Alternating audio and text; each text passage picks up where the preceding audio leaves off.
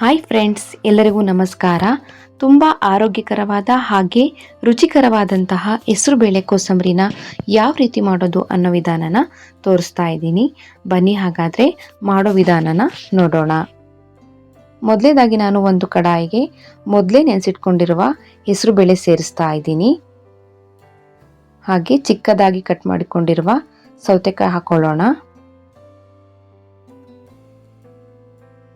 ನಂತರ ಸ್ವಲ್ಪ ಕ್ಯಾರೆಟ್ ತುರಿನ ಸೇರಿಸ್ತಾ ಇದ್ದೀನಿ. 1 ಕಪ್ ಆಗುವಷ್ಟು ಕಾಯಿ ತುರಿ ಹಾಕೊಳ್ಳೋಣ. ಸ್ವಲ್ಪ ಕೊತ್ತಂಬರಿ ಸೊಪ್ಪನ್ನು ಸೇರಿಸ್ತಾ ಇದ್ದೀನಿ.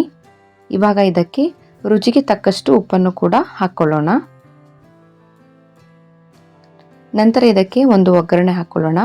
ಒಗ್ಗರಣೆ ಹಾಕೊಳ್ಳೋದಕ್ಕೆ ಗ್ಯಾಸ್ ಮೇಲೆ ಒಂದು ಚಿಕ್ಕ ಕಡಾಯಿ ಇಟ್ಕೊಂಡು ಕಡಾಯಿಗೆ ಸ್ವಲ್ಪ ಎಣ್ಣೆ ಹಾಕೊಳ್ಳೋಣ.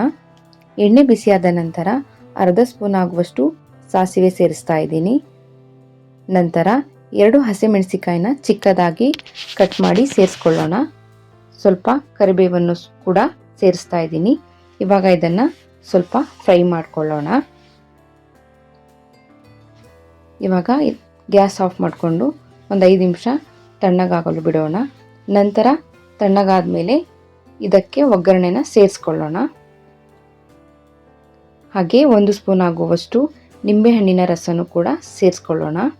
ಇವಾಗ ಇದನ್ನು ಚೆನ್ನಾಗಿ ಮಿಕ್ಸ್ ಮಾಡಿಕೊಳ್ಳೋಣ.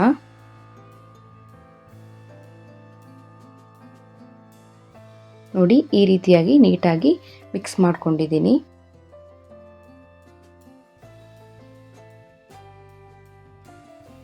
ಫೈನಲಿ ಹೆಸರುಬೇಳೆ ಕೋಸಂಬರಿ ರೆಡಿಯಾಗಿದೆ. ನೋಡ್ತಾ ಇರ್ಬೋದು, ತುಂಬ ರುಚಿಕರವಾದಂತಹ ಹೆಸರುಬೇಳೆ ಕೋಸಂಬರಿ ರೆಡಿಯಾಗಿದೆ. ಈ ರೆಸಿಪಿ ನಿಮಗೆ ಇಷ್ಟ ಆಗಿದ್ದಲ್ಲಿ ಈ ವಿಡಿಯೋಗೊಂದು ಲೈಕ್, ಶೇರ್, ಕಮೆಂಟ್ ಮಾಡೋದನ್ನು ಮರಿಬೇಡಿ. Thank you.